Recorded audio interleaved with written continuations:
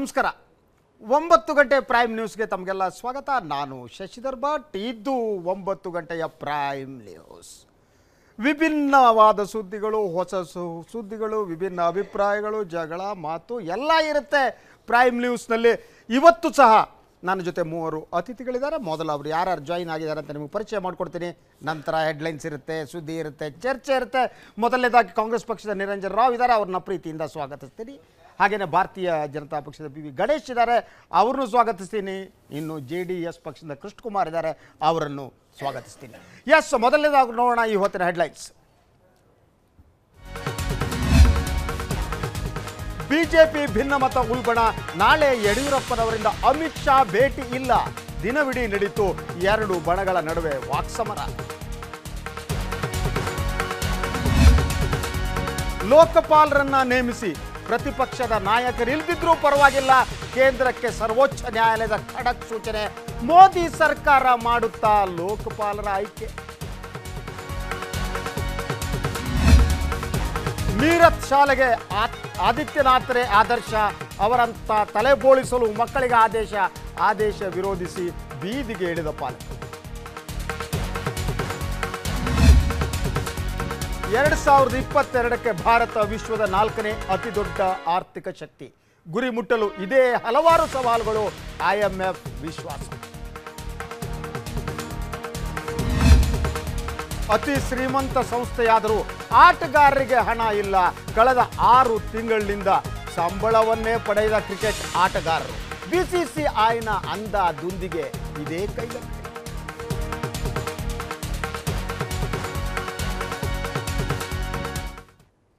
S, ಮೊದಲ ಸುದ್ದಿ ಅದು ಭಾರತೀಯ ಜನತಾ ಪಕ್ಷದ ಸುದ್ದಿ. ಕಳೆದ 1 ವಾರದಿಂದ ಏನು ಬ್ರಿಗೇಡಿಯರ್ ಈಶ್ವರಪ್ಪ ಮತ್ತು ಫೀಲ್ಡ್ ಮಾರ್ಷಲ್ ಯಡಿಯೂರಪ್ಪನವರ ಜಗಳದ ಬಗ್ಗೆ ಚರ್ಚೆ ಮಾಡ್ತಾನೆ ಇದ್ದೀವಿ.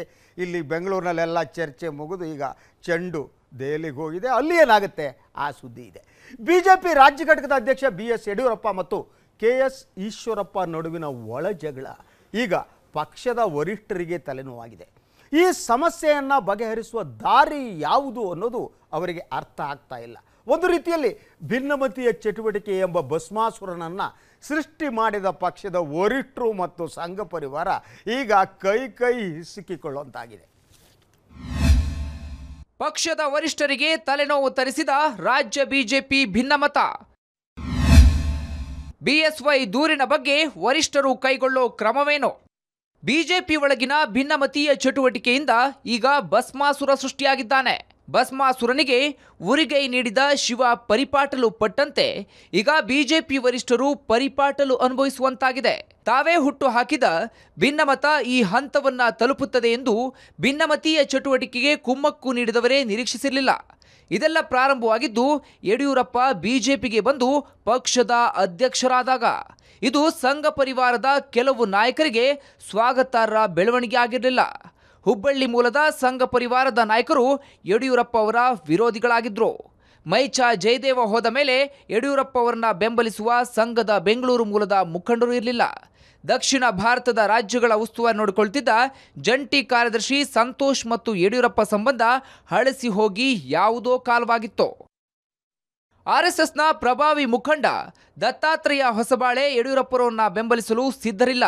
ಇಂತಹ ಸ್ಥಿತಿಯಲ್ಲಿ ಯಡಿಯೂರಪ್ಪ ಅವರ ಬೆಂಬಲಕ್ಕೆ ಇದ್ದವರು ಪಕ್ಷದ ಅಧ್ಯಕ್ಷ ಅಮಿತ್ ಶಾ ಮತ್ತು ಪ್ರಧಾನಿ ನರೇಂದ್ರ ಮೋದಿ ಮಾತ್ರ. ಆಗಲೇ ಪ್ರಾರಂಭವಾದದ್ದು ಪರಿವಾರ ಕೃಪಾಪೋಷಿತ ಭಿನ್ನಮತೀಯ ಚಟುವಟಿಕೆ.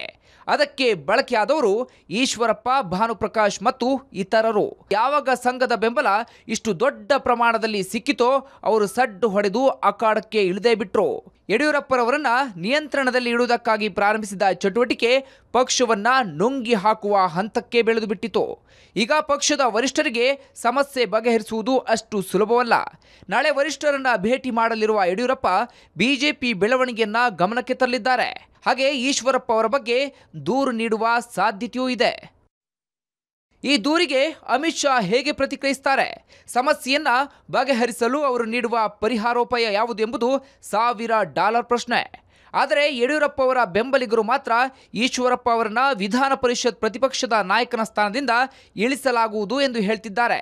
ಹಾಗೆ ಈಶ್ವರಪ್ಪ ಬೆಂಬಲಿಗರು ಯಡಿಯೂರಪ್ಪ ಬಣದ ವಿರುದ್ಧ ಕ್ರಮ ಕೈಗೊಳ್ಳುವ ವಿಶ್ವಾಸವನ್ನ ವ್ಯಕ್ತಪಡಿಸಿದ್ದಾರೆ. ಆದರೆ ಈ ನಡುವೆ ಪಕ್ಷದ ವರಿಷ್ಠರು ಮಾತ್ರ ಸಮಸ್ಯೆಗೆ ಯಾವ ಪರಿಹಾರ ನೀಡ್ತಾರೆ ಎನ್ನುವುದು ಉತ್ತರ ಗೊತ್ತಿಲ್ಲದ ಪ್ರಶ್ನೆ. ಬ್ಯೂರೋ ರಿಪೋರ್ಟ್, ಸುದ್ದಿ ಟಿವಿ. ಎಸ್, ನಾನು ಈ ಸುದ್ದಿಯನ್ನು ಭಸ್ಮಾಸುರ ಸೃಷ್ಟಿ ಅನ್ನುವ ಉಪಮೆಯಿಂದ ಪ್ರಾರಂಭ ಮಾಡಿದ್ದು. ಯಾವುದೇ ರಾಜಕೀಯ ಪಕ್ಷಕ್ಕೆ ಭಿನ್ನಮತೀಯ ಚಟುವಟಿಕೆ ಅನ್ನುವುದು ಭಸ್ಮಾಸುರ ಸೃಷ್ಟಿಯೇ. ಒಮ್ಮೆ ಸೃಷ್ಟಿ ಮಾಡಿದ ಮೇಲೆ ಮುಗೀತು. ಈ ಕತೆ ನಿಮಗೆ ಗೊತ್ತಿರ್ಬೋದು. ಶಿವ ಭಸ್ಮಾಸುರನಿಗೆ ಅಗ್ನಿಹಸ್ತವನ್ನು ನೀಡ್ತಾರಂತೆ. ಆ ಅಗ್ನಿಹಸ್ತ ಯಾಕೆ ಅಂದರೆ ಅವನಿಗೆ ಪ್ರತಿದಿನ ಅವನಿಗೆ ಹಣೆಯ ಮೇಲೆ ಹಚ್ಚಿಕೊಳ್ಳುವುದಕ್ಕೆ ಭಸ್ಮವನ್ನು ತರಬೇಕಾಗಿತ್ತು. ಅದಕ್ಕೆ ಭಸ್ಮಾಸುರ ಹೇಳ್ದ, ನನಗೆ ಸತ್ತವರೇ ಸಿಗ್ತಾ ಇಲ್ಲ ಸ್ವಾಮಿ, ಒಂದೇನಾದ್ರು ಕೊಡಿ ಅಂತ ಕೈ ಕೊಟ್ಟ. ಅವನ ನಂತರ ಈಶ್ವರನ ತಲೆ ಮೇಲೆ ಕೈ ಹಿಡೋದು ಹೊರಟ. ಈ ಭಸ್ಮಾಸುರ ಸೃಷ್ಟಿಯ ಅಪಾಯ ಅದೇನೇ. ಈಗ ಈ ಭಿನ್ನಮತೀಯ ಚಟುವಟಿಕೆ ಭಾರತೀಯ ಜನತಾ ಪಕ್ಷದೊಳಗೆ ಏನು ಆಗಿದೆ ಅದು ಭಸ್ಮಾಸುರ ಸೃಷ್ಟಿ. ಅದನ್ನು ಮಾಡಿದವರಲ್ಲಿ, ಸೃಷ್ಟಿ ಮಾಡಿದವರಲ್ಲಿ ಸಂಘ ಪರಿವಾರದ ನಾಯಕರು ಇದ್ದಾರೆ, BJPಯ ವರಿಷ್ಠರು ಇದ್ದಾರೆ. ಈಗ ಅದು ಪಕ್ಷವನ್ನೇ ನುಂಗುವ ಹಂತಕ್ಕೆ ಬಂದಿದೆ. ಸ್ಟಿಲ್ ಇವತ್ತಿನವರೆಗಿನ ಬೆಳವಣಿಗೆಯನ್ನು ನನ್ನ ಗಮನಕ್ಕೆ ತಂದು ಗಣೇಶ್ ಅವ್ರ ಹತ್ರ ಬರೋದಕ್ಕೆ ನಾನು ಇಷ್ಟಪಡ್ತೀನಿ. ನಿನ್ನೆ ನಡೀತು, ಬೀದಿ ರಂಪ ಆಯಿತು, ಎಲ್ಲ ಆಯಿತು, ಗಲಾಟೆಗಳಾಯಿತು. ಇವತ್ತು ಕೆಲವು ಕಡೆ ಇಬ್ಬರಿಗೂ ಎರಡು ಗುಂಪಿನ ನಾಯಕರ ಬೆಂಬಲಿಗರು ಹೊಡೆದಾಟ ಬೈಗಳ ಎಲ್ಲ ಮಾಡಿಕೊಂಡ್ರು. ಅದು ಸಹಜವಾದದ್ದು, ನಡೆಯುತ್ತೆ. ಆದರೆ ನಿನ್ನೆ ಯಡಿಯೂರಪ್ಪ ಅವರ ಗುಂಪಿನಿಂದ ಏನೊಂದು ಮಾಹಿತಿ ಇದೆಯಲ್ಲ, ಈ ಮಾಧ್ಯಮಗಳಿಗೆ ಮಾಹಿತಿ ಲೀಕ್ ಆಗ್ತಾ ಇರುತ್ತೆ ಬೇಕು ಅಂತ. ನಾವು ಹೋಗ್ಬಿಟ್ಟು ಅಮಿತ್ ಶಾ ಫೋನ್ ಮಾಡಿ ಕೇಳೋಕ್ಕಾಗಲ್ಲ, ಏನ್ರಿ ಯಡಿಯೂರಪ್ಪನ ನಾಳೆ ನೋಡ್ತಾರ ಅಂತ. ಇಲ್ಲ, ನಾವು ಯಾರನ್ನ ನಂಬಿರ್ತೀವಿ. ನಿನ್ನೆ ಈ ಸುದ್ದಿಯನ್ನು ಹರಿಬಿಡಲಾಗಿತ್ತು. ಯಡಿಯೂರಪ್ಪನವ್ರು ಇವತ್ತು ಅಮಿತ್ ಶಾ ಅವರನ್ನು ನೋಡ್ತಾರೆ ಅಂತ. ಈಗ ಮಾಹಿತಿ ಬರ್ತಾ ಇದೆ, ಅಮಿತ್ ಶಾ ನಾಳೆ ಡೆಲ್ಲಿಲೇ ಇರಲ್ಲ. ಅವರು ಜಮ್ಮು ಕಾಶ್ಮೀರಕ್ಕೆ ಹೋಗ್ತಾರೆ. ಅಂದರೆ ಇದು ಪ್ಲಾಂಟೆಡ್ ಸ್ಟೋರಿ ಅಂತ. ಅಂದರೆ ಇಷ್ಟು ಗಲಾಟೆ ನಿನ್ನೆ ನಡೆದರೂ ಕೂಡ ಪಕ್ಷದ ವರಿಷ್ಠರು ಏನಿದ್ದಾರೆ ಇದ್ರ ಬಗ್ಗೆ ತಲೆ ಕೆಡಿಸ್ಕೊಳ್ಳೋಂಗೆ ಕಾಣಲ್ಲ. ತಲೆ ಕೆಡಿಸ್ಕೊಂಡ್ರೆ ಅಮಿತ್ ಶಾ ಬೆಳಗ್ಗೆ ಒಂದು 10 ನಿಮಿಷ ಯಡಿಯೂರಪ್ಪನ ನೋಡಿ, ಏನ್ರಿ ಮತ್ತೆ ಏನು ಈಶ್ವರಪ್ಪ ಏನು ಮಾಡಿದ್ರು ಅಂತ ಕೇಳಬೇಕಾಗಿತ್ತು.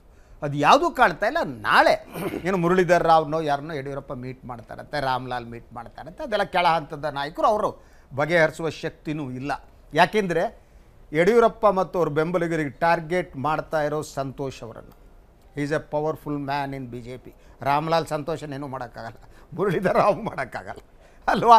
ಸೊ ಇಟ್ ಸೆಲ್ಫ್ ಶೋಸ್ ನಿಮ್ಮ ಪಕ್ಷ ಏನಿದೆ ಇದು ಒಂದು ಹೈಕಮಾಂಡಿನ ಕೆಲವರ ಕೃಪಾಪೋಷಿತವಾದ ಭಿನ್ನಮತ ಅಂತ. What is your reaction? ಇಲ್ಲ, ಇದು ಒಂದು ದುರಾದೃಷ್ಟಕರವಾದ ಸಂಗತಿ. ರಾಜಕೀಯ ಪಕ್ಷಗಳಲ್ಲಿ ಭಿನ್ನಾಭಿಪ್ರಾಯ, ಭಿನ್ನಮತ ಇದ್ದಿದ್ದೇ ಆದ್ರೂ ಅದು ಆಂತರಿಕವಾಗಿ ಬಗೆಹರಿಸ್ಕೊಳ್ಬೇಕಾದ್ದು ಆ ರಾಜಕೀಯ ಪಕ್ಷಗಳ ಮುತ್ಸದಿತನ. ಯಾಕೋ ಇವತ್ತಿನ ನಡೆದಂಥ ಘಟನೆಗಳು ಕಾರ್ಯಕರ್ತರಲ್ಲೂ ಕೂಡ ಅಸಮಾಧಾನ ಆಗಿದೆ, ಮತದಾರರಲ್ಲೂ ಅಸಮಾಧಾನ ಆಗಿದೆ, ಸಾರ್ವಜನಿಕರಲ್ಲೂ ಕೂಡ ಒಂದು ರೀತಿ ಅಸಮಾಧಾನ ಉಂಟಾಗಿದೆ. ನಮ್ಮ ಪಕ್ಷದಲ್ಲಿ ಗೊಂದಲ ಇಲ್ಲ, ಭಿನ್ನಮತ. ನಾನು ಇದು ನೋಡಿದ್ದು ಎರಡು ಅಂಶಗಳನ್ನು ಭಾಳ ಗಂಭೀರವಾಗಿ ನಾವು ಪರಿಗಣಿಸ್ಬೋದಾಗಿದೆ. ಭಿನ್ನಮತ ಚಟುವಟಿಕೆ ಎಲ್ಲ ರಾಜಕೀಯ ಪಕ್ಷದಲ್ಲಿ ಇರುತ್ತೆ, ಇಲ್ಲ ಅಂತನಲ್ಲ. ಇದು ಏನಿದೆ, ಯಡಿಯೂರಪ್ಪನವ್ರನ್ನ ನಿಯಂತ್ರಣದಲ್ಲಿ ಇಡೋದಕ್ಕಾಗಿ ನಿಮ್ಮ ಸಂಘ ಪರಿವಾರದ ಕೆಲವು ನಾಯಕರು ಹುಟ್ಟು ಹಾಕಿದ ಭಿನ್ನಮತ ಅಂತೀನಿ. Is it right or wrong? ಇಲ್ಲ, ಅದು ಒಂದು ತಪ್ಪ ಅಲ್ಲಲ್ಲ. ಒಂದು ದೊಡ್ಡ ಮಟ್ಟದಲ್ಲಿ ಏನಾಗಿದೆ ಅಂತ ನಾನು ಹೇಳಲಿಕ್ಕೆ ಶಕ್ತನಲ್ಲದಿದ್ದರೂ ಕೂಡ ಭಿನ್ನಮತ ನಡೀತಾ ಇರೋ ರೀತಿ ಅಂತೂ ಬಹಳ ತಪ್ಪು. ನನ್ನ ಪ್ರಶ್ನೆಗೆ ಉತ್ತರ ಬಂದಿಲ್ಲ. ನಾನು 9 ಗಂಟೆ ಪ್ರೈಮ್ ನ್ಯೂಸ್ನಲ್ಲಿ ಕೂತು ಹೇಳ್ತೀನಿ, ಯಡಿಯೂರಪ್ಪನವ್ರನ್ನ ನಿಯಂತ್ರಣದಲ್ಲಿಡಬೇಕಾಗಿತ್ತು, ಶೋಭಾ ಕರಂದ್ಲಾಜೆ ಅವ್ರನ್ನ ನಿಯಂತ್ರಣದಲ್ಲಿಡಬೇಕಾಗಿತ್ತು, ಅರವಿಂದ್ ಲಿಂಬಾವಣಿಯವ್ರನ್ನ ನಿಯಂತ್ರಣದಲ್ಲಿಡಬೇಕಾಗಿತ್ತು, BJ ಪುಟ್ಟಸ್ವಾಮಿಯವ್ರನ್ನ ನಿಯಂತ್ರಣದಲ್ಲಿಡಬೇಕಾಗಿತ್ತು. ನಿಮ್ಮ ಪಕ್ಷದ ವರಿಷ್ಠರು, ಸಂಘ ಪರಿವಾರದ ಸಂಪರ್ಕ ಇರುವವರು, ಅಲ್ಲಿಂದ ಬಂದವರು ಈಶ್ವರಪ್ಪನವ್ರನ್ನ ಎತ್ತು ಕಟ್ಟಿದ್ರು ಅಂತ ನಾನು ಹೇಳ್ತೀನಿ. Right or wrong? ಅಲ್ಲ, ನನಗೇನು ಆ ಥರ ಅನ್ಸಲ್ಲ. ಆದರೆ ಈಶ್ವರಪ್ಪನವ್ರು ಹೋಗ್ತಾರೋ ಅನ್ಸಿದ್ರು ಹೇಳೋಕ್ಕಾಗಲ್ಲ. ಅಲ್ಲಲ್ಲ, ನಾನು ಈಗ ಸಾರು ಕೆಟ್ಟಿದೆ ಅಂದರೆ ಉಪ್ಪು ಜಾಸ್ತಿ ಆಗಿದೋ ಖಾರ ಆಗಿದೆಯೋ ಗೊತ್ತಿಲ್ಲ. ಸಾರಂತೂ ಕೆಟ್ಟಿದೆ.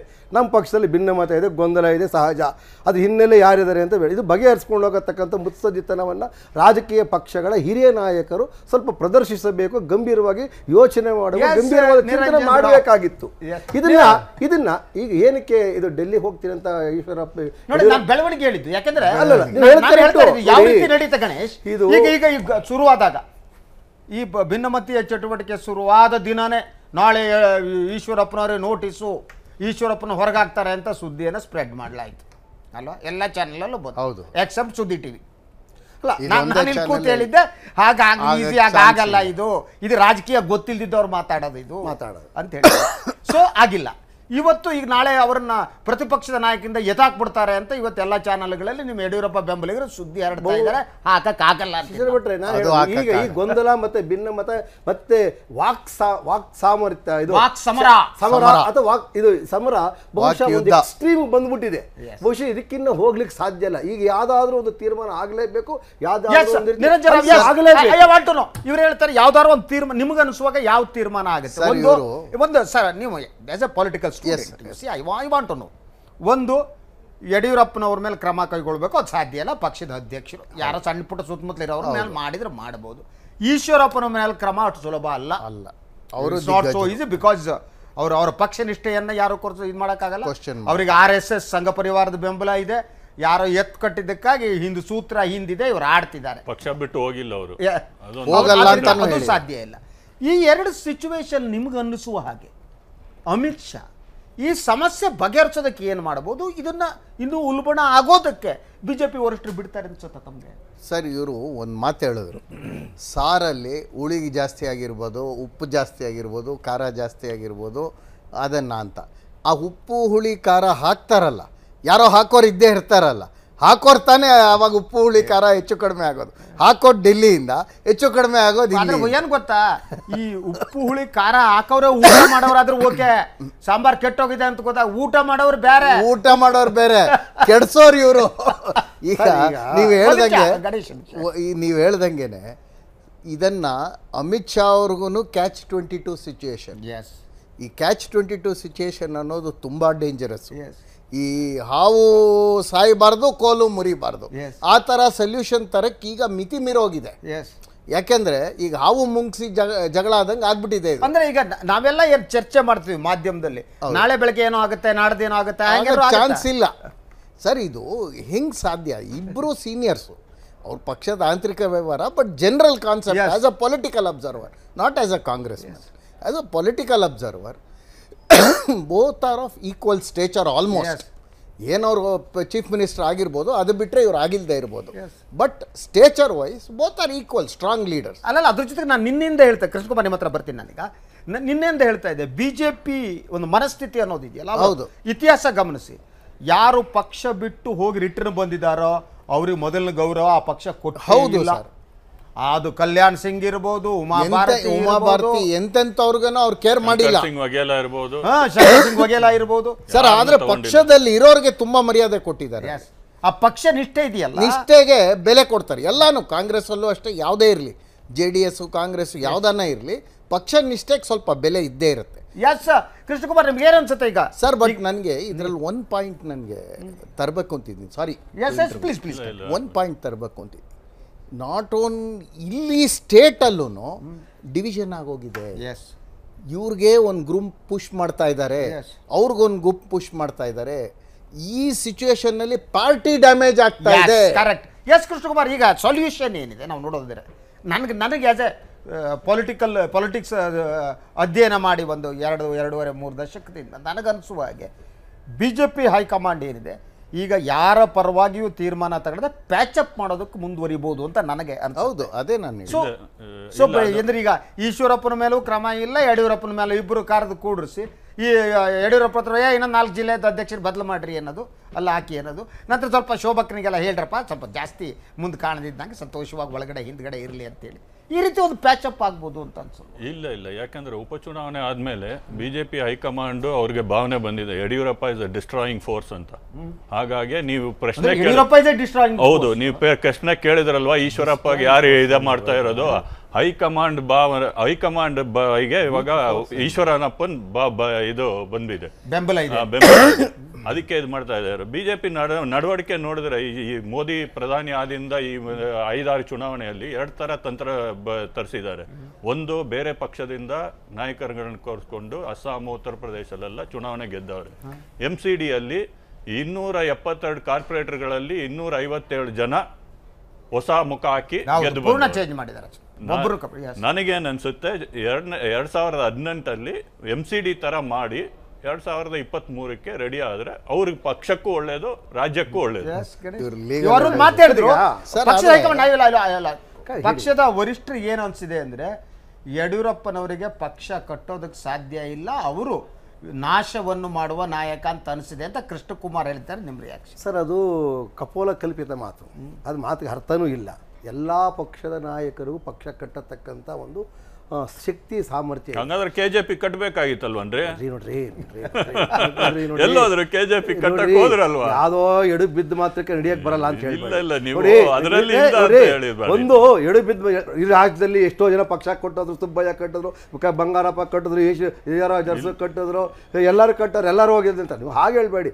ಯಾವುದೋ ಒಂದು ಕೆಟ್ಟಗಳಿಗೆ ಏನೋ ಒಂದು ಅಚಾತುರ್ಯವಾದ ಘಟನೆ ಆಗಿದೆ, ನಾನು ಒಪ್ತೀನಿ. ಬಿಡಿ, ಅದಕ್ಕೋಸ್ಕರ ನೀವು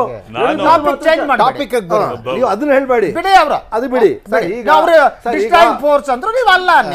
ಅಷ್ಟೇ ಸರ್. ಈಗ ನಾನು ಹೇಳೋದು ನಮ್ಮ ಯಡಿಯೂರಪ್ಪನವರು ಈ ರಾಜ್ಯದ ಮುಖ್ಯಮಂತ್ರಿಗಳಾಗಿದ್ದವರು, ಈಶ್ವರಪ್ಪನವರು ಉಪಮುಖ್ಯಮಂತ್ರಿಗಳಾಗಿದ್ದವರು ಹಾಗೂ ಮಂತ್ರಿಗಳಾಗಿದ್ದವರು. ಸರ್, ಈ ಪ್ರಶ್ನೆ ಏನು ಅಂತಂದರೆ, ಇವರು ಒಳ ಜಗಳವನ್ನು ಯಾವುದಾರ ಒಂದು ರೀತಿಯಲ್ಲಿ ಬಗೆಹರಿಸ್ಕೊಳ್ಬೇಕಾದದ್ದು ಅದು ರಾಜಕೀಯ ಮುತ್ಸದ್ದಿತನ ಅಂತ ನಾನು ಭಾಳ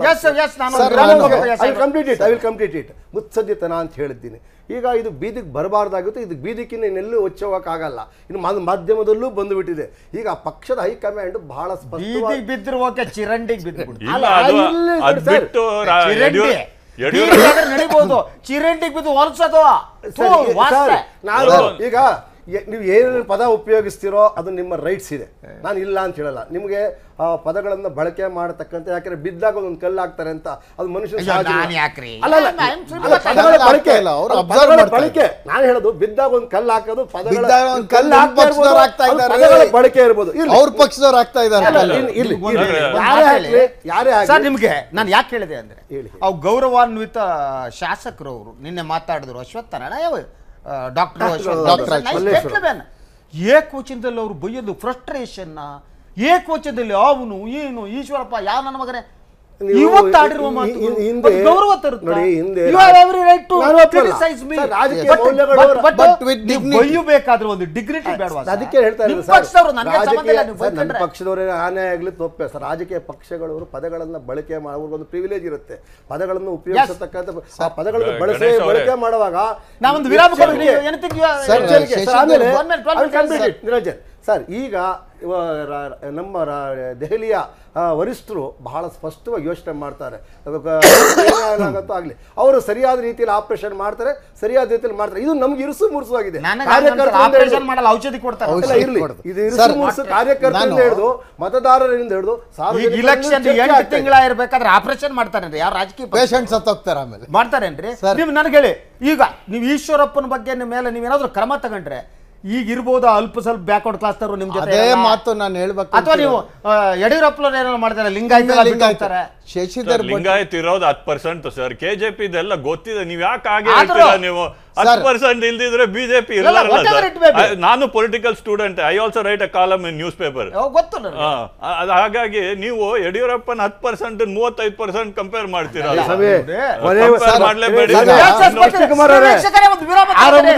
ಸಂಗ್ರಾಮ್ ಸಿಂಗ್ ಅವರು ಬ್ರಿಗೇಡಿಯರ್ ಸಂಗ್ರಾಮ್ ಸಿಂಗ್ ಅಂತ ಕರೀತೀವಿ ಸರ್. ಬ್ರಿಗೇಡಿಯರ್ ಪೊಲೀಸ್ ಅಧಿಕಾರಿ, ತುಂಬಾ ಒಳ್ಳೆ ಪೊಲೀಸ್ ಅಧಿಕಾರಿಯಾಗಿ ಕೆಲಸ ಮಾಡಿದವರು. ಈಗ ಬ್ರಿಗೇಡಿಯರ್ ಅಲ್ವಾ ನೀವು?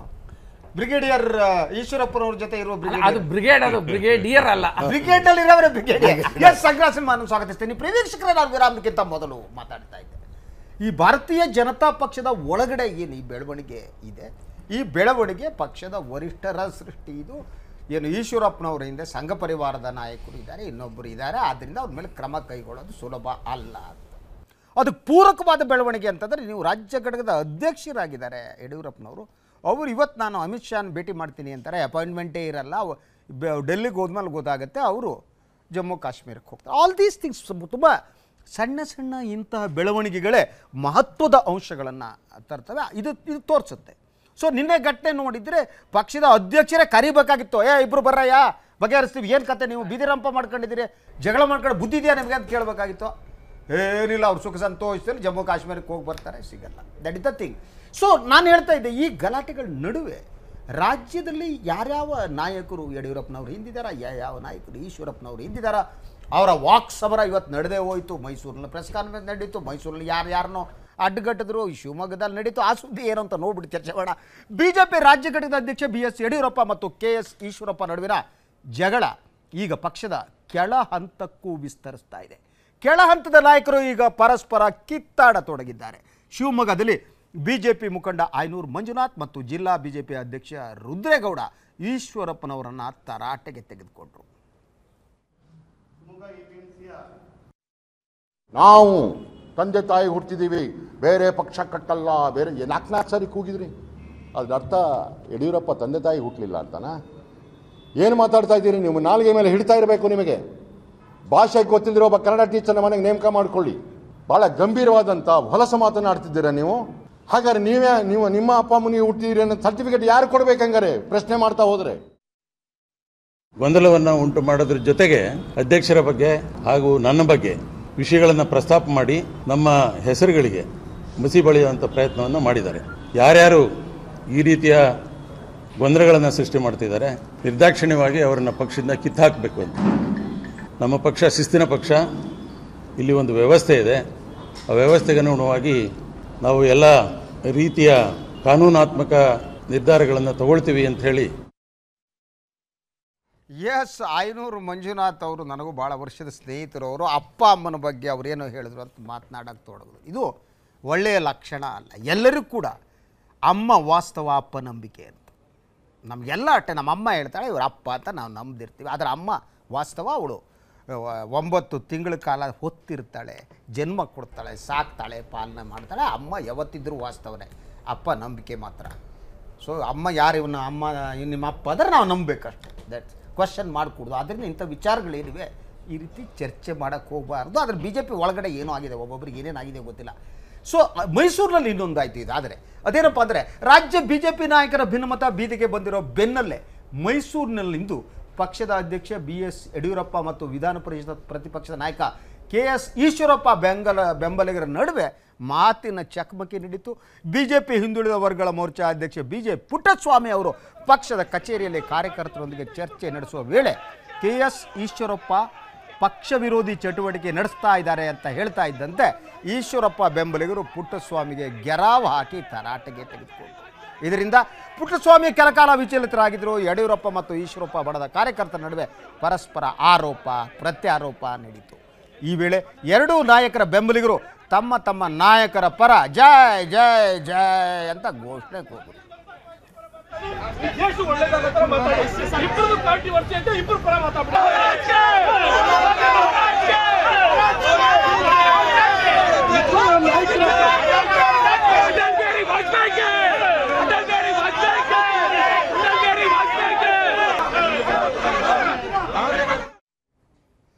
ಎಸ್, ನಾನು ಹೇಳ್ತಾ ಇದ್ದೆ, ಯಾವತ್ತೂ ಕೂಡ ಏನು ಈ ಹಿರಿಯ ನಾಯಕರು ಮೊದಲೇ ಹಂತ ಇವತ್ತು ಜಗಳ ಮಾಡ್ತಾರೆ, ನಾಳೆ ಹೆಗಲ ಮೇಲೆ ಕೈ ಹಾಕ್ಬಿಡ್ತಾರೆ. ಅವರಿಗೆ ರಾಜಕಾರಣದಲ್ಲಿ ಶಾಶ್ವತ ವೈರಿನೂ ಇಲ್ಲ, ಸ್ನೇಹಿತರು. ಆದರೆ ನಿಜವಾಗಿ ಸಫರ್ ಆಗೋರು ಅವ್ರ ಬೆಂಬಲಿಗರು ಇಂಥವ್ರು.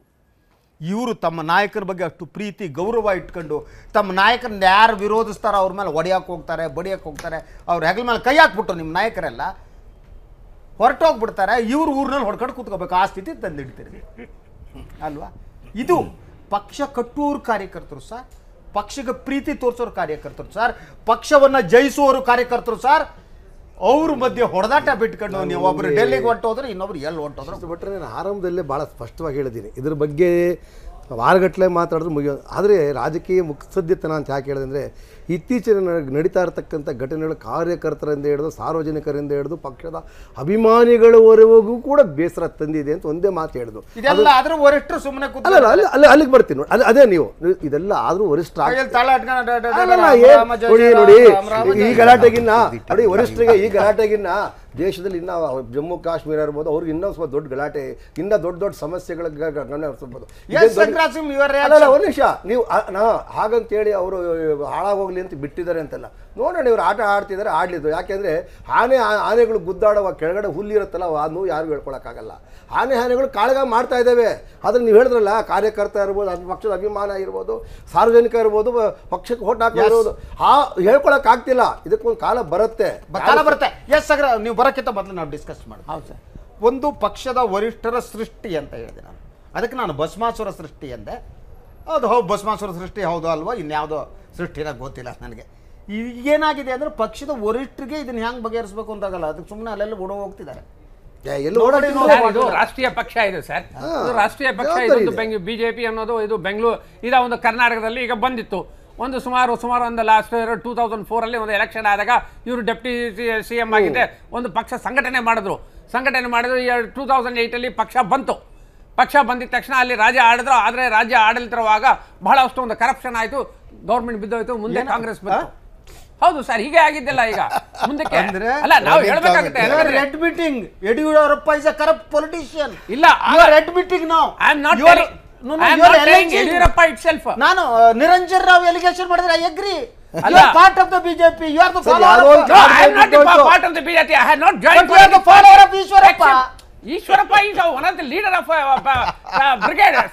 ಸಂಗೊಳ್ಳಿ ರಾಯಣ್ಣ ಬ್ರಿಗೇಡ್. ಮಿಸ್ಟರ್ ಶಶಿಧರ್, ನಾನು I am not a BJP man not a Congress man. ನಾನು ಕಾಂಗ್ರೆಸ್ ಸೇರ್ಬೇಕಾದ್ರೆ my own join the Congress. But no, I don't want to join it. ಹೌದಪ್ಪ, ಸಂಗೊಳ್ಳಿ ರಾಯಣ್ಣ ಏನು ಇದು ಜಸ್ಟ್ ಲೈಕ್ ಮಹಾರಾಣಾ ಪ್ರತಾಪ್ ಸಿಂಗ್ ಇದ್ದಂಗೆ. ಹಾಗೆ ಆ ಒಂದು qualities of this we are fine like Veerapandya Kattabomman ಇದ್ದಂಗೆ ಸರ್. ಇನ್ನೂ 4 ಜನ ಹೆಸರು ಹೇಳಿ. ಹೌದು ಸರ್. ಅಲ್ಲ ನಾವು ಹೇಳೋದು ಯಾಕಂದ್ರೆ ಎಲ್ಲ ಸ್ವಾತಂತ್ರ್ಯ ಹೋರಾಟಗಾರರ ಹೆಸರು ಹೇಳ್ಬಿಟ್ಟು ಎಂಡಿಗೆ ಈಶ್ವರಪ್ಪನು ಅಂದ್ಬಿಡಿ. ಅಲ್ಲ ಈಶ್ವರಪ್ಪ ನಾವು ಹೇಳ್ತಾ ಯಾಕಂತ ಹೇಳಿದ್ರೆ ಯಾವುದೇ ಒಂದು ಸಂಘಟನೆ ಒಂದು ಸಂಗೊಳ್ಳಿ ರಾಯಣ್ಣ ಬ್ರಿಗೇಡ್ ಅಂತ ಏನಿದೆ ಈಗ ಮುಂದೆ ಮಾಡ್ತೀವಿ ಒಂದು ಸಮಾವೇಶ ಸರ್. ಒಂದು ಸಮಾವೇಶ ನೀವು ನೋಡ್ಬೇಕಾಯ್ತು. ನಾನು ಹೇಳ್ತೀನಿ, ಐ ನೋ ಇಟ್. ನನಗೆ ಇದುವರೆಗೂ ನಾನು ಹೇಳ್ತೀನಿ ಕೇಳಿ, ನನಗೆ ಇಬ್ಬರು ನಾಯಕರ ಬಗ್ಗೆ ನನಗೇನು ವಿರೋಧ ಇಲ್ಲ. ಇಲ್ಲಿ ಯಾವುದೇ ಬದನೆಕಾಯಿ ತಾತ್ವಿಕತೆನೂ ಇಲ್ಲ ಸರ್. ನೀವು ಹಿಂದುಳಿದ ವರ್ಗಗಳ ಪರವಾಗಿ ಹೋರಾಟ ಮಾಡಿದ್ರೆ ನಾನು ಬೆಲೆ ಕೊಡ್ತೇನೆ. ನನ್ನ ಲೈಫ್ನಲ್ಲಿ ದಲಿತರು ಮತ್ತು ಹಿಂದುಳಿದ ಸಪೋರ್ಟ್ ಮಾಡ್ತಾ ಬಂದವನು. ಏನು ಬದನೆಕಾಯಿ ತಾತ್ವಿಕತೆ ಇದೆ? ವ್ಯಕ್ತಿ ಸಂಘರ್ಷ, ಇಬ್ಬರದ್ದು ವೈಯಕ್ತಿಕ ಜಗಳ, ಆಯ್ತಾ? ಅದು ಬಿಟ್ಟು ಯಾವ ತಾತ್ವಿಕತೆ ಆಗಲಿ ಯಾವ ಸಿದ್ಧಾಂತವಾಗಲಿ ಏನೂ ಇಲ್ಲ ಸರ್. ಈ ಗಂಡ ಹೆಂಡತಿ ಜಗಳದಲ್ಲಿ ಕೂಸ್ ಪಡಬಹುದು ಅಂತ ಹೇಳಿದಂಗೆ ಈಗ ಕಾರ್ಯಕರ್ತರೆಲ್ಲ ಸರ್. ನೀವು ತುಂಬ ಶಶಿಧರ್ ಭಟ್ರು ತುಂಬ ಆ್ಯಪ್ಟಾಗಿ ತಗೊತಾ ಇದ್ದಾರೆ ಇಶ್ಯೂನ. ಅವ್ರು ಪಾಯಿಂಟ್ಔಟ್ ಮಾಡ್ತಾ ಇರೋದು ಏನಂದರೆ, ಈಗ ಹೈಕಮಾಂಡು ಯಡಿಯೂರಪ್ಪನ ಕಡೆ ಬಂದರೆ ಈ ಬಾಕಿ ಬ್ಯಾಕ್ವರ್ಡ್ ಕ್ಲಾಸ್ ಕಮ್ಯುನಿಟಿಗೆ ಏಟು ಬೀಳುತ್ತೆ BJP ವೋಟ್ಸಲ್ಲಿ. ಬಟ್ ಈಶ್ವರಪ್ಪನ ಕಡೆ ಪೂರ್ತಿ ಹೋದರೆ major community Lingayat votes affect ಆಗುತ್ತೆ. ಈ what ever percent, it is not the percent, major community eight ಬೀಳುತ್ತೆ. ಇಬ್ಬರನ್ನು ಬ್ಯಾಲೆನ್ಸ್ ಮಾಡಕ್ ಹೋದ್ರೆ BJP ವೋಟ್ಸ್ ಬಿದ್ದೋಗುತ್ತೆ.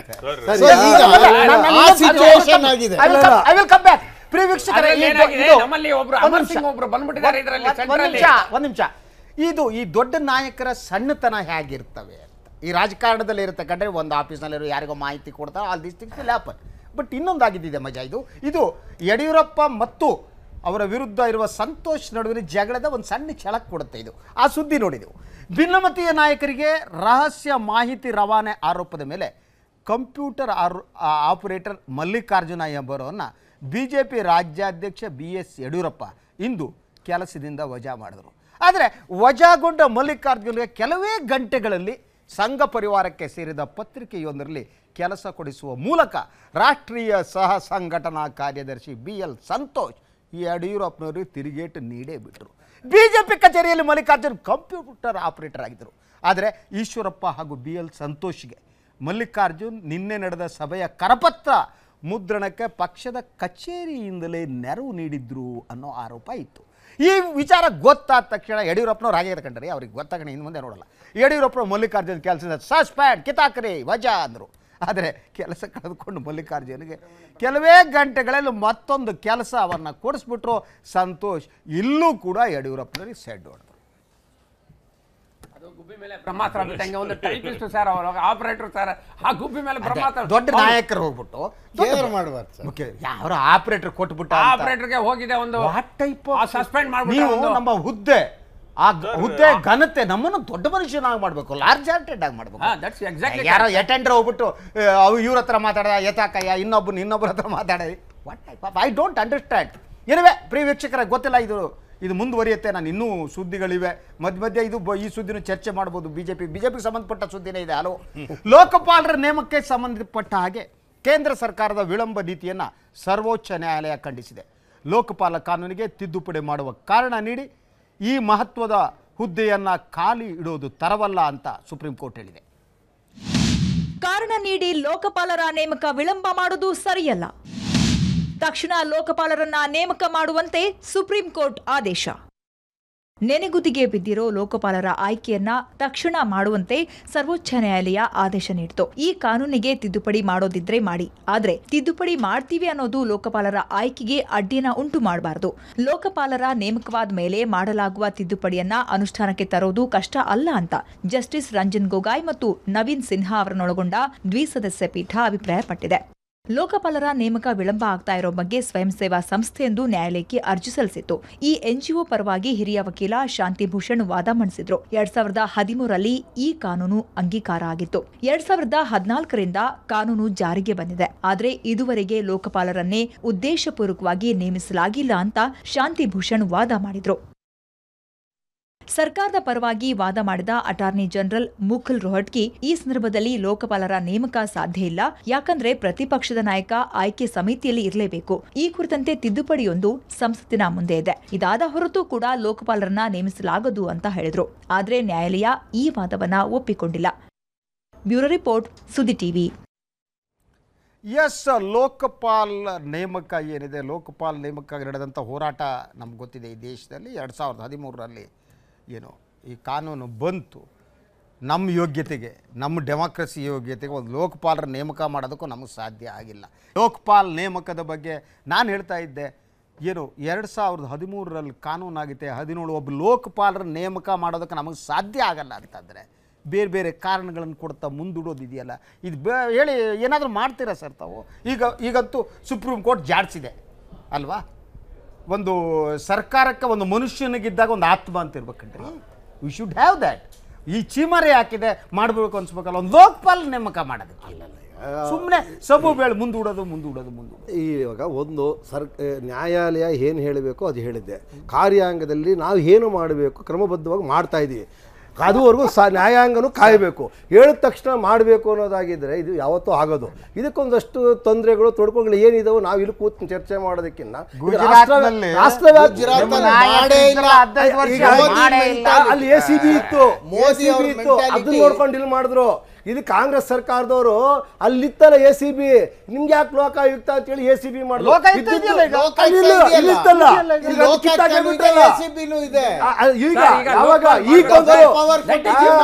ಕಾಂಗ್ರೆಸ್ನವರು ಅಲ್ಲಲ್ಲ ನಾವಲ್ಲಿ ಸಿದ್ದರಾಮಯ್ಯ ಅವ್ರು ಮಾಡ್ಬೇಕಲ್ಲ, ಲೋಕಪಾಲ್ ರಾಜ್ಯಕ್ಕಲ್ಲ ಸರ್, ಸೆಂಟ್ರಲ್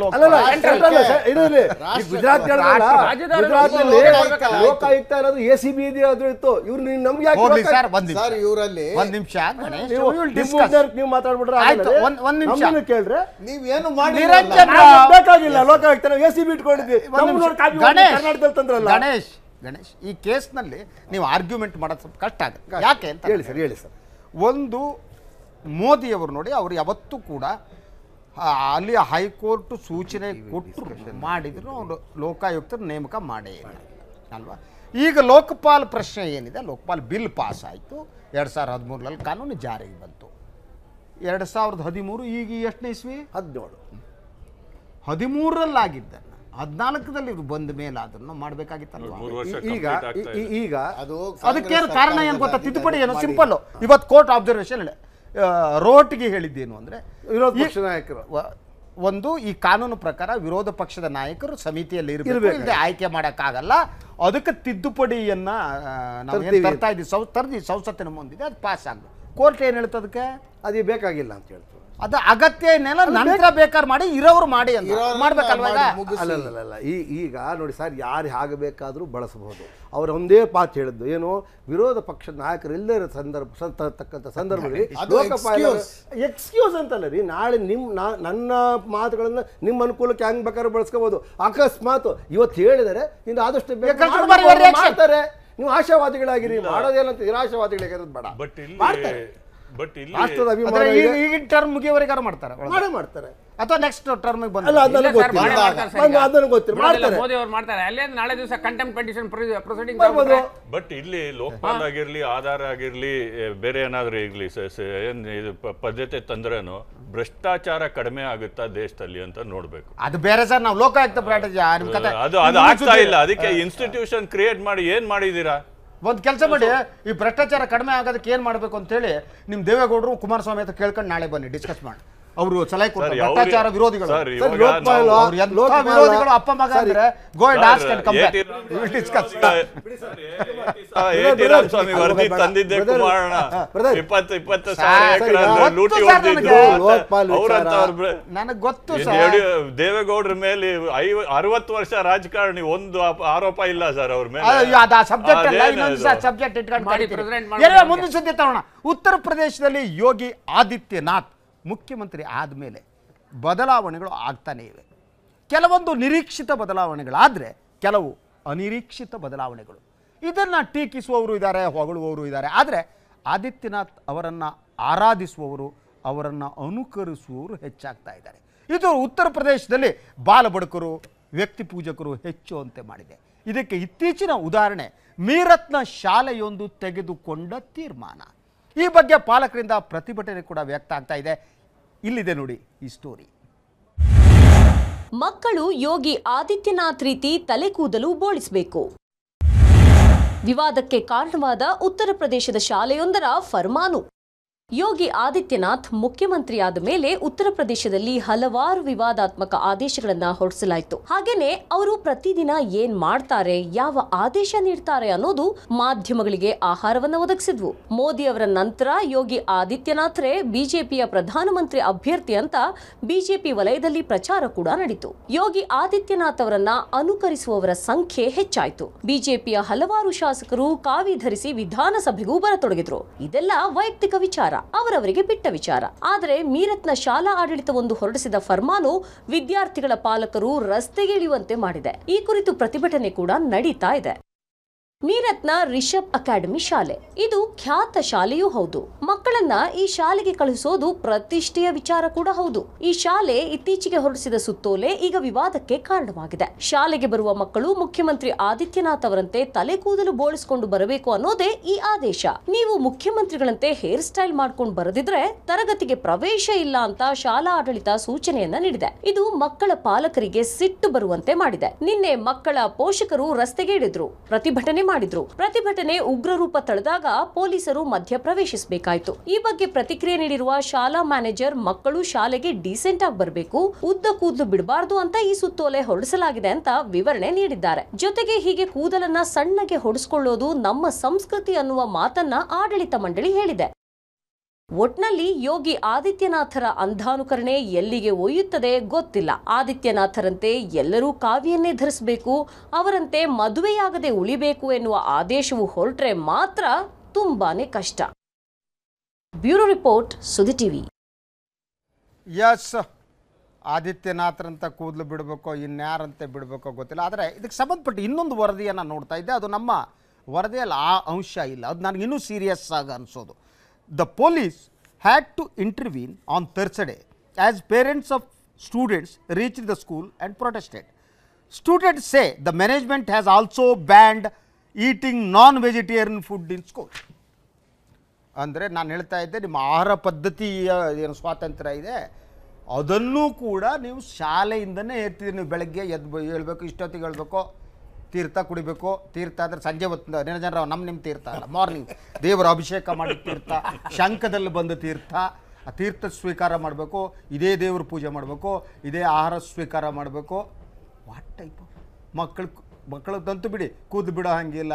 ಏನ್ರಿ ಗಣೇಶ್, ಎಲ್ಲಿ ಕರ್ಕೊಂಡು ಹೋಗ್ತೀರಾ? ಇಲ್ಲ, ಇದು ನಾನು ಅಲ್ಲ, ಯಾವ ಸ್ಕೂಲಲ್ಲೂ ಮಾಂಸ ಅದೆಲ್ಲ ಇದು ಮಾಡ್ತಾ ಇಲ್ಲ ಸರ್ ಸ್ಕೂಲ್ಗಳಲ್ಲಿ. ತಂದ್ರೆ ತಿನ್ಬೋದು. ತಿನ್ನಾಗಿಲ್ಲ, ನೀವು ಮನೇನ್ ತರಂಗಿಲ್ಲ. ನೀವು ನೋಡಿ, ಸ್ಕೂಲ್ಗಳಲ್ಲಿ ತರ್ತಾ ಇಲ್ಲ ಮೋಸ್ಟ್ಲಿ. ಏನ್ ಸಂಗ್ರಾಮ್ ಸಿಂಗ್, ನೀವು ಇಷ್ಟು ವರ್ಷ ಆಫೀಸ್ ಮಕ್ಕಳ ಪಾಪ ನಾನು ನಾನ್ ವೆಜ್ ಮಾಡಿದ್ರ ನಮ್ಮ ಮನೇಲಿ. ನಮ್ ಕ್ಲಾಸ್ಮೇಟ್ಸ್ ತರೋರು ಸರ್. ಈಗ ಒಂದು ಹೇಳ್ತೀನಿ ಕೇಳಿ. ಇದು ಬಿರಿಯಾನಿ ತಿಂತಾರೆ. ಸರ್ ಈಗ ಕೆಲವರು ಮನೇಲಿ ಬೆಳಗ್ಗೆನೆ ಬಿರಿಯಾನಿ ಮಾಡೋದು, ಬೇರೆ ಏನು ಮಾಡಲ್ಲ, ಅವ್ರು ಬೇರೆ ತಿಂತಾರೆ ಪಾಪ ಮಕ್ಕಳು. ಕೆಲವು ಈಗ ಎಗ್ ಮಕ್ಕಳಿಗೆ ಎಗ್ ಕಳಿಸ್ತಾರೆ, ವೆಜಿಟೇರಿಯನ್ ಕೊಡ್ತಾರೆ, ಸರ್ಕಾರನೇ ಕೊಟ್ಟಿದೆ ಬಿಡಿ, ಸರ್ಕಾರನೇ ಕೊಟ್ಟಿದೆ. ಸರ್ ಈಗ ಇದು ನಾನು ಹೇಳೋದು ನೋಡಿ, ಯೋಗಿ ಆದಿತ್ಯನಾಥರ ಮಸಿ ಹೊಳೆಯುವಂಥ ಆದೇಶ, ಇದು ಸರ್ಕಾರದ ಆದೇಶ ಅಲ್ಲ. ಯೋಗಿನಾಥ ಕೆಲವು ಅಲ್ಲಿ ನಮ್ಮ ಸುದ್ದಿ ವಾಚಕರು ಬಹಳ ಸ್ಪಷ್ಟ ಅಂದಾನುಕರಣೆ ಅಂತ ಹೇಳಿದ್ರು. ಈಗ ನಾನು ಶಶಿಧರ ಭಟ್ರನ್ನ ಅನುಕರಿಸಿದ್ರು ತಪ್ಪು, ಶಶಿಧರ ಭಟ್ ತರನೇ ಇರಬೇಕು ಅಂದ್ರೆ ನನಗೆ ಆ ಥರ ಕೂದಲು ಬರಲ್ಲ, ಕಣ್ಣಂಗಿಲ್ಲ. ಬಟ್ ಶಶಿಧರ ಭಟ್ರ ಮಾತುಗಳನ್ನ ನಡೆ ನುಡಿಯನ್ನ ಅನುಸರಿಸಿದ್ರೆ ಪರವಾಗಿಲ್ಲ, ಇದು ಹಂಗಾದ್ರೆ ಪರವಾಗಿಲ್ಲ. ನೋಡಿ, ಒಂದು ಶಾಲೆ ತೆಗೆದುಕೊಂಡಂತ ತೀರ್ಮಾನವನ್ನ ನಾನು ಒಪ್ಪದೆ, ಇದು ಸರ್ಕಾರದ ಆದೇಶ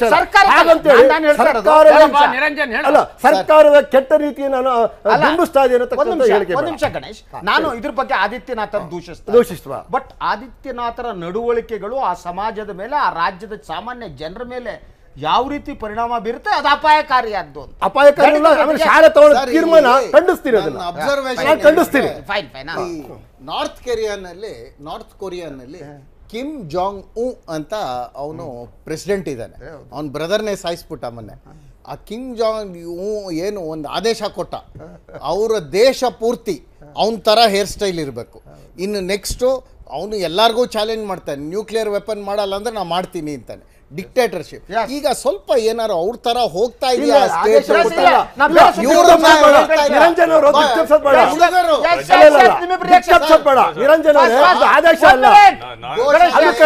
ಅನುಸರಣೆ ಬೇರೆ, ಆದೇಶ ಬೇರೆ, ಅನುಸರಣೆ ಬೇರೆ, ಆದೇಶ ಬೇರೆ, ಅನುಸರಣೆ ಬೇರೆ.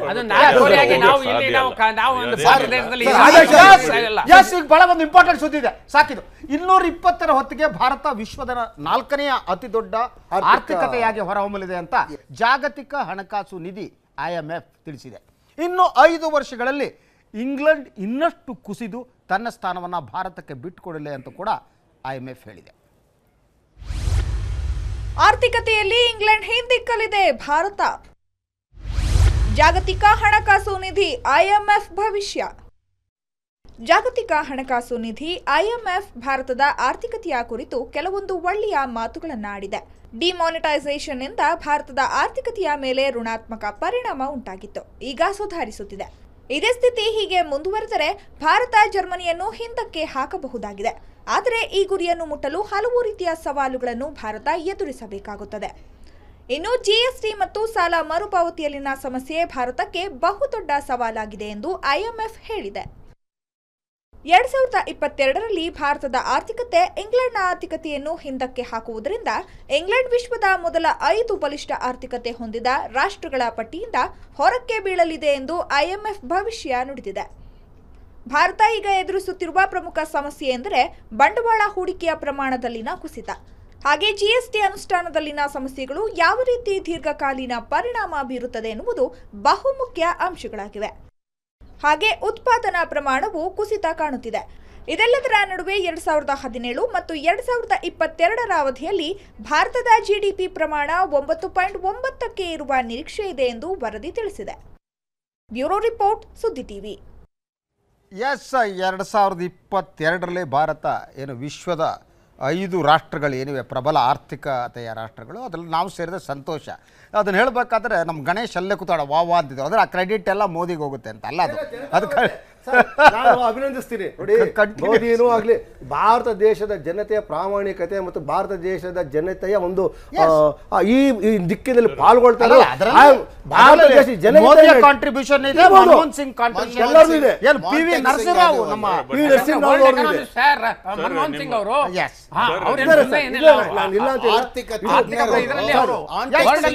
ನಿಮ್ಮ ರಿಪೋರ್ಟರ್ ಏನ್ ಹೇಳಿಲ್ಲ ಅಂದ್ರೆ it is based on purchasing power parity.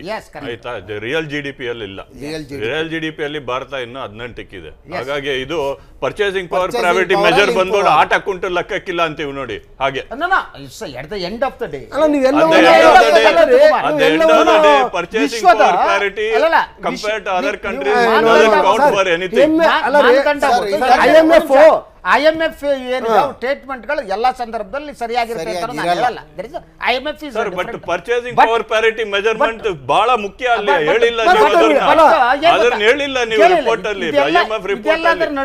ಇದೆಲ್ಲದರ ಸಂತೋಷ ಪಡಿ. 2022ರ ಹೊತ್ತಿಗೆ ವಿಶ್ವದ 5 ಪ್ರಬಲ ಆರ್ಥಿಕತೆಯಲ್ಲಿ ಭಾರತ ಒಂದನ್ನು ಸಂತೋಷ ಪಡೋಣ. ಮೆಜರ್ ಆದ್ರೆ ಬಡವರಿಗೆ ಏನಾಗಲ್ಲ ಸರ್ ಅದು. ಸರ್ ಬಡವರಿಗೆ ಏನಾದ್ರೂ ಅನುಕೂಲ ಆಗುತ್ತೆ. ಈಗ ಅದನ್ನ ಇವರು ಆಕ್ಚುಲಿ ಕಂಟಿನ್ಯೂ ಮಾಡ್ತಾ ಇದ್ದಾರೆ, ಜನಕ್ಕೆ ಮಾಡಿಲ್ಲ ಅಂತ ಹೇಳ್ತಾ ಇದ್ದಾರೆ, ಬಟ್ ಅದೇ ಕಂಟಿನ್ಯೂ ಆಗ್ತಾ ಇದೆ. Congress gift to the nation. ದೇವೇಗೌಡರಿಗೂ ಇದೆ, ಮನಮೋಹನ್ ಸಿಂಗ್ 2016 ಮತ್ತು 2017ನೇ ಸಾಲಿನಲ್ಲಿ ಭಾರತ ಕ್ರಿಕೆಟ್ ತಂಡದ್ದು ಅಭೂತಪೂರ್ವ ಸಾಧನೆ. ಈ ಅವಧಿಯಲ್ಲಿ ಭಾರತ ತಂಡ ಆಡಿದ್ದು 13 ಟೆಸ್ಟ್ ಪಂದ್ಯಗಳನ್ನು, ಹಾಗೆ ನ್ಯೂಜಿಲೆಂಡ್, ಇಂಗ್ಲೆಂಡ್ ಮತ್ತು ಆಸ್ಟ್ರೇಲಿಯಾ ವಿರುದ್ಧ ಗಳಿಸಿದ್ದು ಸರಣಿಯ.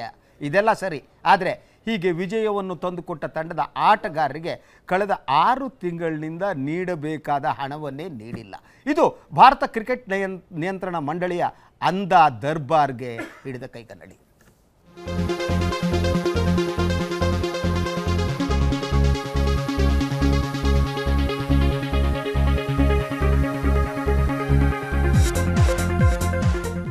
ಭಾರತ ಕ್ರಿಕೆಟ್ ನಿಯಂತ್ರಣ ಮಂಡಳಿ ವಿಶ್ವದಲ್ಲೇ ಅತಿ ಶ್ರೀಮಂತ ಕ್ರೀಡಾ ಸಂಸ್ಥೆ. ವಿಶ್ವ ಕ್ರಿಕೆಟ್ ಅನ್ನು ತನ್ನ ಹಿಡಿತದಲ್ಲಿ ಇಟ್ಕೊಳ್ಳುವಷ್ಟು ಪ್ರಭಾವಶಾಲಿ. ಆದ್ರೆ ಹೇಳೋದಕ್ಕೆ ಮಾತ್ರ ಶ್ರೀಮಂತ, ಆದ್ರೆ ಊಟಕ್ಕೆ ಕಾಸಿಲ್ಲ ಎಂಬ ಸ್ಥಿತಿ ಈ ಸಂಸ್ಥೆಯದ್ದು. ತಂಡದ ಸದಸ್ಯರಿಗೆ ನೀಡೋದಕ್ಕೂ ಅದರ ಬಳಿ ಹಣ ಇಲ್ಲ. ಕ್ರಿಕೆಟ್ ಆಟಗಾರರಿಗೆ ಪ್ರತಿ ಟೆಸ್ಟ್ ಮ್ಯಾಚ್ಗೆ ನೀಡುವ ಹಣ 15 ಲಕ್ಷ ರೂಪಾಯಿಗಳು. ಈ ಹಣವನ್ನ ಮ್ಯಾಚ್ ಮುಗಿದ 2 ತಿಂಗಳೊಳಗೆ ಚೆಕ್ ರೂಪದಲ್ಲಿ ನೀಡಲಾಗ್ತಿತ್ತು. ಕ್ರಿಕೆಟ್ ತಂಡದಲ್ಲಿದ್ದು ಪಂದ್ಯ ಆಡಿದವರಿಗೂ 7 ಲಕ್ಷ ರೂಪಾಯಿ ಚೆಕ್ ಅವರ ಮನೆ ಬಾಗಿಲಿಗೆ ಹೋಗ್ತಿತ್ತು. ಮಹಿಳಾ ಕ್ರಿಕೆಟ್ ಆಟಗಾರರು ಪ್ರತಿ ಸೀರೀಸ್ಗೆ ಪಡೆಯುತ್ತಿದ್ದ 1 ಲಕ್ಷ ರೂಪಾಯಿಗಳನ್ನ ಚೆಕ್ ಮೂಲಕ ತಲುಪಿಸಲಾಗ್ತಿತ್ತು. ಆದ್ರೆ 6 ತಿಂಗಳುಗಳಿಂದ ಇವರ್ಯಾರಿಗೂ ಚೆಕ್ ಹೋಗಿಲ್ಲ, ಹಣ ಸಂದಾಯವಾಗಿಲ್ಲ.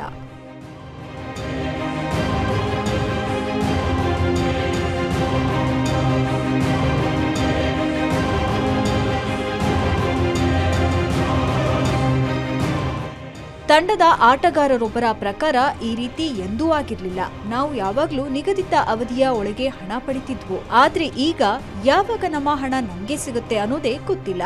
ಬಿಸಿಸಿಐ ಮೂಲಗಳು ಇದಕ್ಕೆ ಕೊಡೋ ಕಾರಣಗಳು ಬೇರೆ. ಕ್ರಿಕೆಟ್ ಸಂಸ್ಥೆ ಮತ್ತು ಸುಪ್ರೀಂ ಕೋರ್ಟ್ ನಡುವಿನ ಜಗಳದಿಂದ ಈ ಸ್ಥಿತಿ ನಿರ್ಮಾಣವಾಗಿದೆ. ಸುಪ್ರೀಂ ಕೋರ್ಟ್ ಆದೇಶದಂತೆ ಈಗ ಆಡಳಿತ ನಡೆಸುತ್ತಿದೆ. ಫೆಬ್ರವರಿಯಲ್ಲಿ ಚೆಕ್ಗಳಿಗೆ ಅಧಿಕೃತವಾಗಿ ಸಹಿ ಮಾಡುವವರೇ ಇರಲಿಲ್ಲ. ಜೊತೆಗೆ ಅಂತಾರಾಷ್ಟ್ರೀಯ ಕ್ರಿಕೆಟ್ ಸಂಸ್ಥೆಯ ಜೊತೆ ವರಮಾನ ಹಂಚಿಕೆಯ ಸಂಬಂಧ ಉಂಟಾದ ಭಿನ್ನಾಭಿಪ್ರಾಯವೂ ಇನ್ನೊಂದು ಕಾರಣ.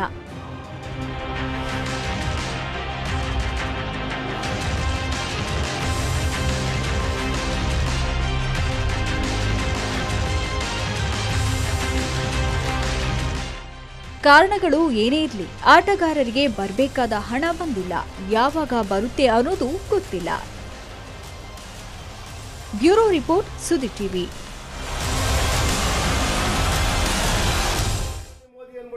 ಎಸ್ ಪ್ರಿಯ ವೀಕ್ಷಕರೇ, ಬಿಟ್ಬಿಡಿ ಸರ್, ನಾವು ಬೇರೆ ಎಂಡಿಗೆ ಬಂದ್ಬಿಟ್ಟಿದೀವಿ, ಅಟ್లా ಬಿಟ್ಟಾಕ್ಬಿಡಿ. ಆಯ್ತು, ಇನ್ನೊಂದು ಚರ್ಚೆ ಮಾಡೋಣ. ಎಸ್, ಈ ಕ್ರಿಕೆಟ್ ಬಗ್ಗೆ ಚರ್ಚೆ ಮಾಡಬೇಕಾಗಿತ್ತು, ಬಟ್ ಸಮಯನೇ ಇಲ್ಲ ಕಣ್ರಿ. ನಮ್ಮ ಸಮಯ ಮುಗಿದೋಗ ಅಂತ ಬಂದಿದೆ. ಆದರೆ ಒಂದು ನಮ್ಮ ಕ್ರಿಕೆಟ್ ಆಟಗಾರರಿಗೆ ಅವ್ರಿಗೆ ಸಿಗಬೇಕಾದ ಹಣ 6 ತಿಂಗಳ 1 ವರ್ಷ ಆದ್ರೆ ಏನು ಪ್ರಾಬ್ಲಮ್ ಇಲ್ಲ. ಯಾಡ್ನಲ್ಲಿ ಅವ್ರ ಸ್ಪಾನ್ಸರ್ಶಿಪ್ ಬರುತ್ತೆ. ಆದ್ರೂ ಇದು ಏನ್ ತೋರಿಸುತ್ತೆ ಅಂದ್ರೆ ನಮ್ಮ ಕ್ರಿಕೆಟ್ ಮಂಡಳಿ ಇದೆಯಲ್ಲ, ಯಾವ ಹಂತಕ್ಕೆ ಬಂದು ತಲುಪಿದೆಯಪ್ಪ ಅವನತ್ತಿಗೆ ಅಂತ. ಎನಿವೆ, ಈಗ ಒಂದು ದುಃಖದ ಸುದ್ದಿಯೊಂದಿಗೆ ನಾನು ಇವತ್ತಿನ ಪ್ರೈಮ್ ನ್ಯೂಸನ್ನು ಮುಗಿಸ್ಬೋದು ಅಂತ ಅನ್ಸುತ್ತೆ. ಅನಾರೋಗ್ಯದಿಂದ ಬಳಲ್ತಾ ಇದ್ದ ಖ್ಯಾತ ಸೂಫಿ ಗಾಯಕಿ ಬೇಗಂ ಯಮನ್ ವಿಧಿವಶರಾಗಿದ್ದಾರೆ. ಪ್ರಸಿದ್ಧ ಸಿತಾರ್ ವಾದಕ ಉಸ್ತಾದ್ ವಿಲಾಯತ್ ಖಾನ್ ಅವರ ಪುತ್ರಿ ಬೇಗಂ ಯಮನ್ ಬಹು ಅಂಗಾಂಗಗಳ ವೈಫಲ್ಯದಿಂದ ಬಳಲ್ತಾ ಇದ್ದರು. ಲೂಧಿಯಾನದ ಕ್ರಿಶ್ಚಿಯನ್ ಮೆಡಿಕಲ್ ಆಸ್ಪತ್ರೆಯಲ್ಲಿ ಚಿಕಿತ್ಸೆ ಪಡಿತಾ ಇದ್ದ ಬೇಗಂ ಯಮನ್ ಬೆಳಗ್ಗೆ 3 ಗಂಟೆ ಸುಮಾರಿಗೆ ಕೊನೆಯುಸಿರೆಳೆದಿದ್ದಾರೆ. ಮುಂಬೈನಲ್ಲಿ ಜನಿಸಿದ ಬೇಗಂ ಯಮನ್ ಉಸ್ತಾದ್ ಇನಾಯತ್ ಖಾನ್ ಅವರ ಮೊಮ್ಮಗಳು. ಇನಾಯತ್ ಖಾನ್ ಪರಂಪರೆಗೆ ನಿರಂತರವಾಗಿ ಸಂಗೀತದಲ್ಲಿ ಅದು ತೊಡಗಿಕೊಂಡಿದೆ. ಬೇಗಂ ಯಮನ್ ಅವರ ಸಹೋದರಿ ಮತ್ತು ಸಹಸೂಫಿ ಗಾಯಕರು ಕೂಡ ಇದ್ದಾರೆ. ಅವರ ಹಾಡು ಹೇಗಿತ್ತು ಅಂತ ನಿಮಗೆ ತೋರಿಸ್ಬಿಟ್ಟು ನಾನು ಮುಗಿಸ್ತೀನಿ. ಎಸ್, ಅವರ ಹಾಡಿನ ಝಲಕ್ ಇವತ್ತಿನ सब छे